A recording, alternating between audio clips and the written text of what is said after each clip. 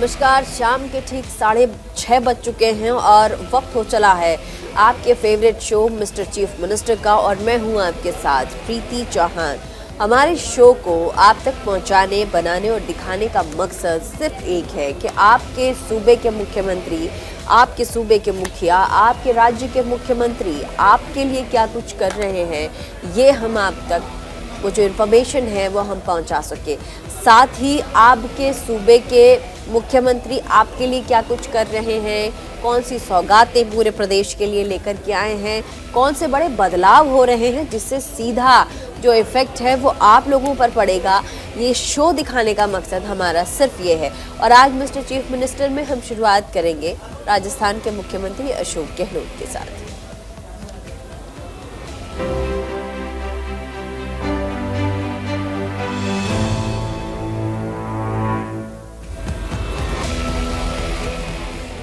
तो देश की सबसे पुरानी पार्टी और सबसे बड़ी पार्टी आज अपना 138वां स्थापना दिवस मना रही है।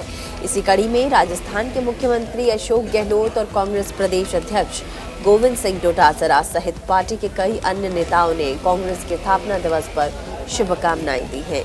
इस मौके पर जयपुर में प्रदेश कांग्रेस कमेटी में कार्यक्रम का आयोजन किया गया। इसमें मुख्यमंत्री अशोक गहलोत शामिल हुए। मुख्यमंत्री अशोक गहलोत ने कहा कि आज कांग्रेस का स्थापना दिवस है। 138 साल का लंबा सफर तय करके कांग्रेस यहां तक पहुंची है।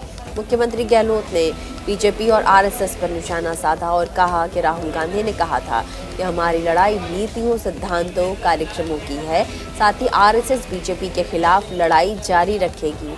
ये जो लोग संविधान की धज्जियां उड़ा रहे हैं, लोकतंत्र को कमजोर कर रहे हैं, देश बर्दाश्त नहीं करेगा।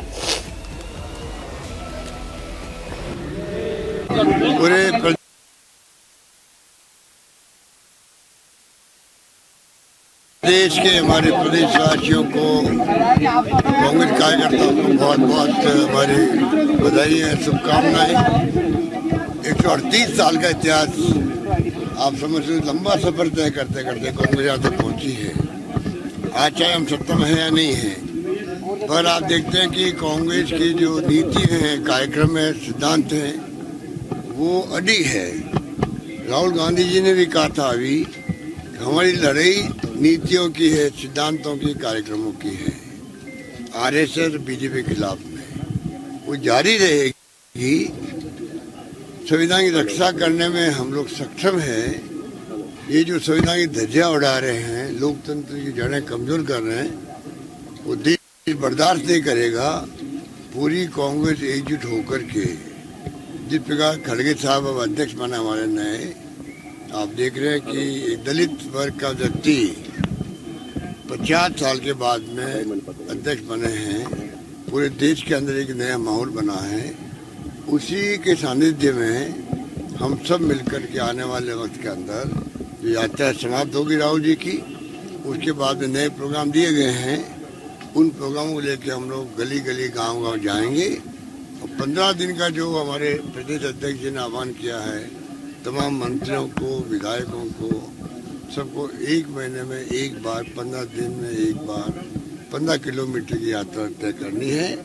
और राहुल जी ने बहुत ही मार्मिक बात कही कि जनता से जुड़ाव करो।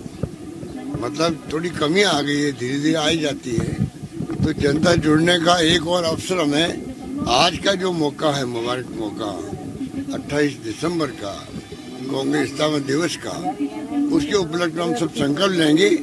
आज हमारा बिरला ऑडिटोरियम में अधिवेशन है। सब संकल्प लेंगे कि आने वाले वक्त के अंदर हर कांग्रेस नेता, कार्यकर्ता जनता के बीच में जाए, सुख दुख में भागीदार बने और कांग्रेस झंडा बुलंद रहे देश के लिए, देश हित के लिए। ये हम संकल्प लेंगे। धन्यवाद। और अब बात बिहार के मुख्यमंत्री की। नीतीश कुमार की जो 30 दिसंबर को प्रधानमंत्री नरेंद्र मोदी की अध्यक्षता में होने वाली नमामि गंगे परियोजना की बैठक में भाग नहीं ले रहे हैं। उनकी जगह प्रदेश के डिप्टी सीएम तेजस्वी यादव इस बैठक में बिहार सरकार का नेतृत्व करेंगे। इस पर नीतीश कुमार ने कहा कि पिछली बार जब नमामि गंगे परियोजना की बैठक उत्तर प्रदेश में हुई थी, तब उस वक्त बिहार की तरफ से सुशील मोदी ने इसमें शिरकत किया था। क्योंकि तब वे संबंधित विभाग को देख रहे थे, तो वहीं इस बार ये पूरा विभाग तेजस्वी यादव संभाल रहे हैं।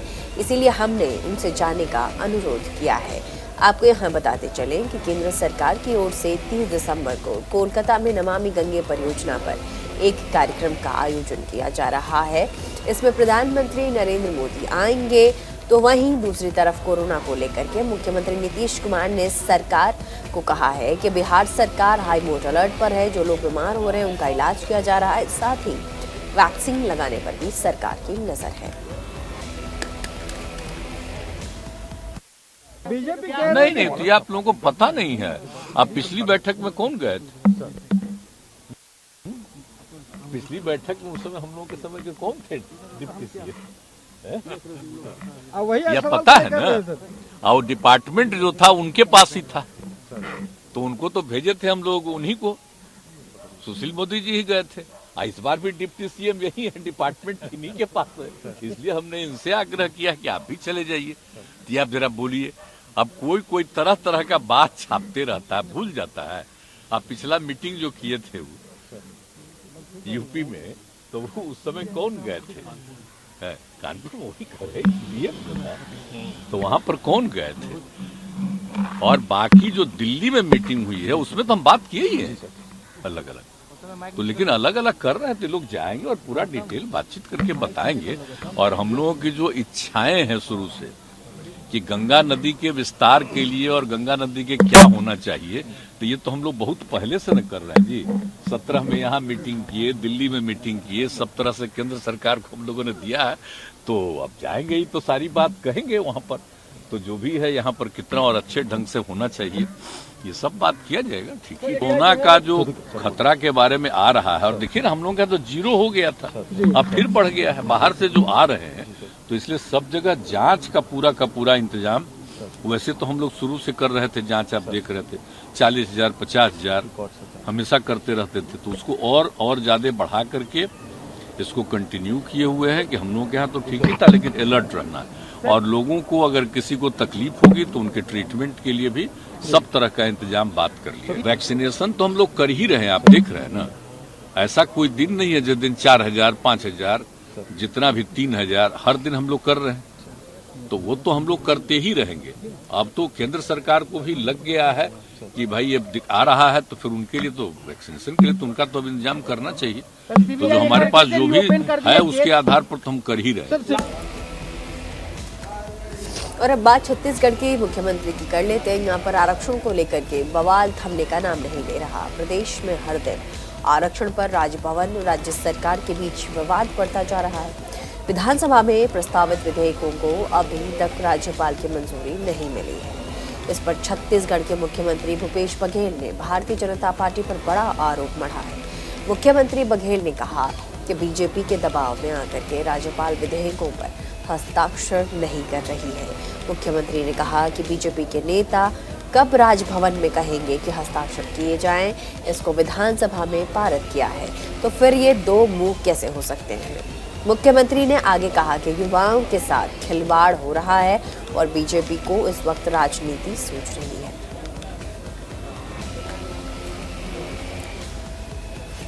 देखो ऐसा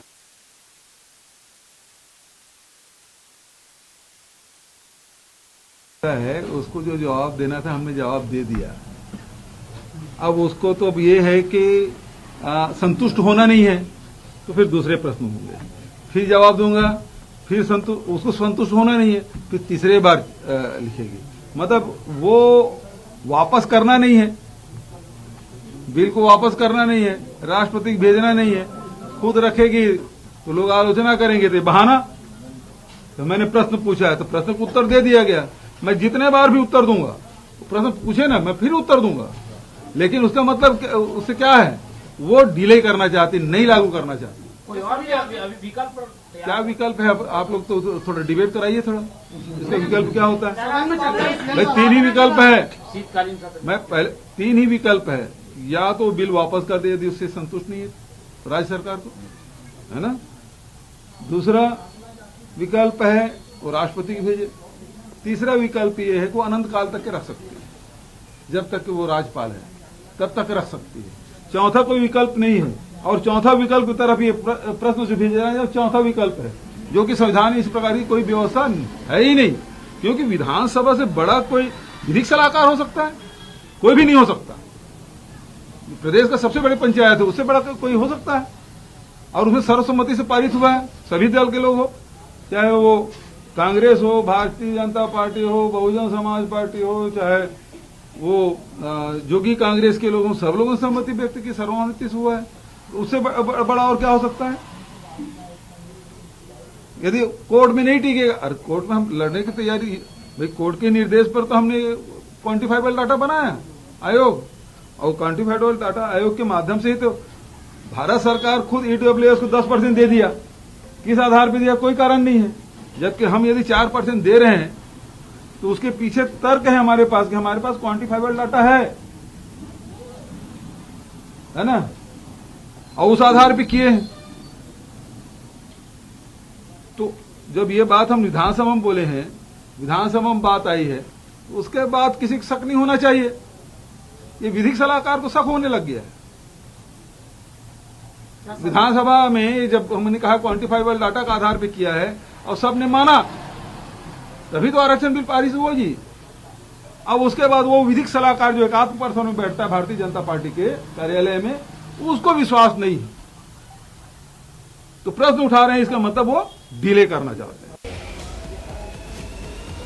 वहीं झारखंड के हेमंत सोरेन सरकार 29 दिसंबर को अपने कार्यकाल का 3 साल पूरा करने जा रही है। इस मौके पर मुख्यमंत्री हेमंत सोरेन ने अपनी सरकार के 3 वर्ष पूरे होने पर कई उपलब्धियां गिनाई हैं। विपक्ष के आरोपों का जवाब दिया मुख्यमंत्री सोरेन ने दावा किया कि उनकी सरकार ने अपने कार्यकाल में आदिवासियों, दलितों, पिछड़ों का कल्याण किया है और उन्होंने 1932 के खतियान आधारित स्थानीय नीति को भी अपनी सरकार की सबसे बड़ी उपलब्धियों में एक बताया है।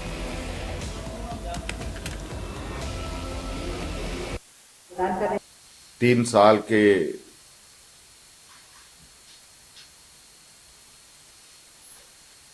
उतार चढ़ाव के इस सफर का गवाह के रूप में आप लोग भी रहे हैं, साक्षी के रूप में आप लोग भी रहे हैं। मुझे लगता है कि सरकार के कई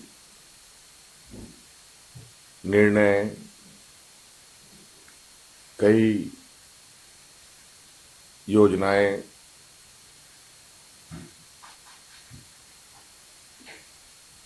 सभी चीजें लगभग आप लोगों के नजरों के सामने से गुजरा है।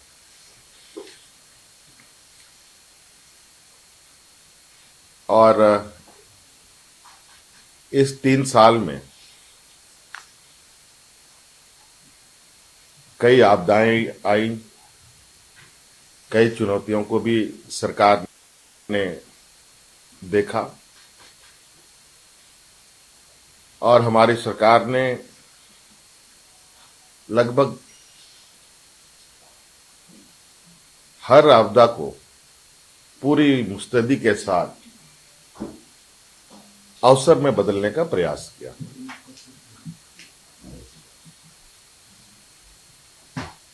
कोरोना जैसा वैश्विक महामारी,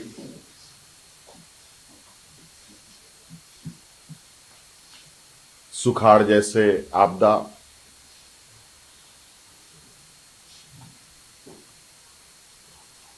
और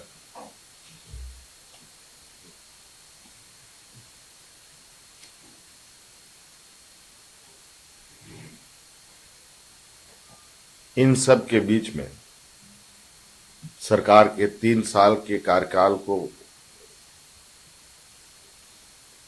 ऐतिहासिक बनाना,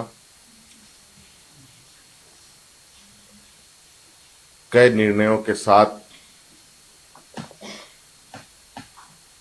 कहीं न कहीं सरकार ने विगत 20 साल में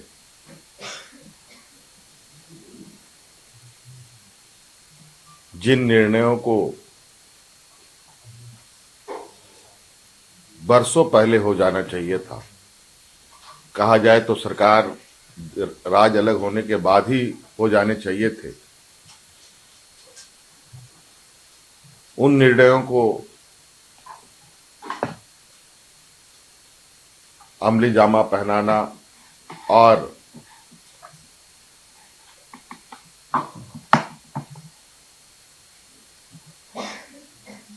उसको अस्तित्व में लाना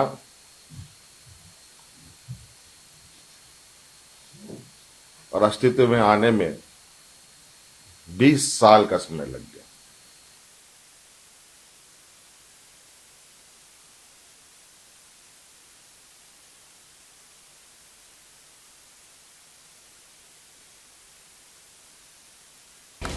और अब बात नॉर्थ ईस्ट की कर लेते हैं। यहाँ त्रिपुरा के मुख्यमंत्री माणिक साहा ने किसान ज्ञान केंद्र का उद्घाटन किया। इस मौके पर मुख्यमंत्री माणिक साहा ने कहा कि कृषि क्षेत्र का विकास हो रहा है, हम इस दिशा में काम कर रहे हैं। त्रिपुरा में कई जगहों पर कृषक बंधु केंद्र बनाए जा रहे हैं, इससे फसलों बीजों को रखने की सुविधा होगी। मुख्यमंत्री ने आगे भी ये भी कहा कि हमारी सरकार कृषि क्षेत्र के समग्र विकास को सर्वोच्च प्राथमिकता दे रही है। नतीजतन किसानों की आय में वृद्धि देखी जा रही है।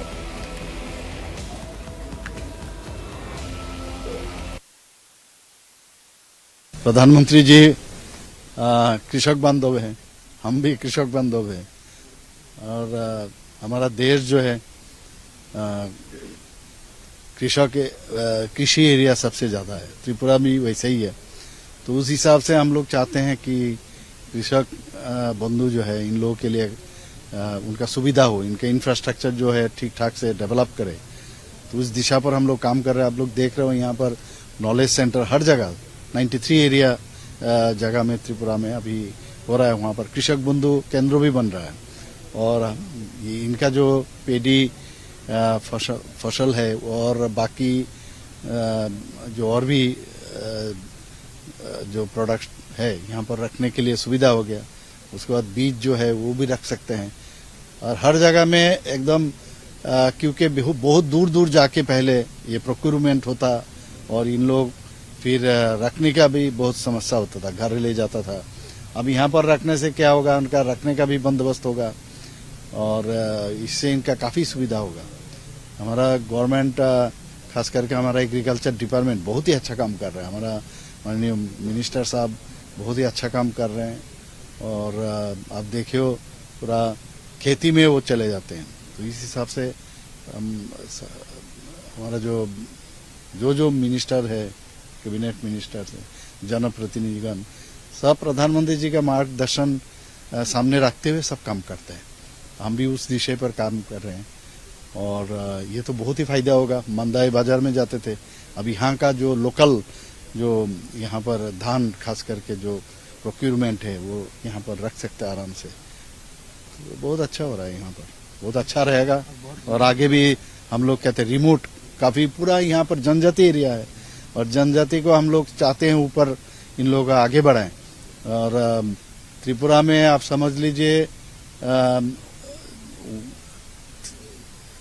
3 भाग, मतलब त्रिपुरा का अगर वो पूरा ही जनजाति एरिया है, तो इस एरिया में अगर डेवलप ना हो तो त्रिपुरा कैसे आगे बढ़ेगा। तो इसलिए पहले हम लोग नहीं देखे थे इस तरह डेवलपमेंट, तभी इतना डेवलपमेंट हो रहा है।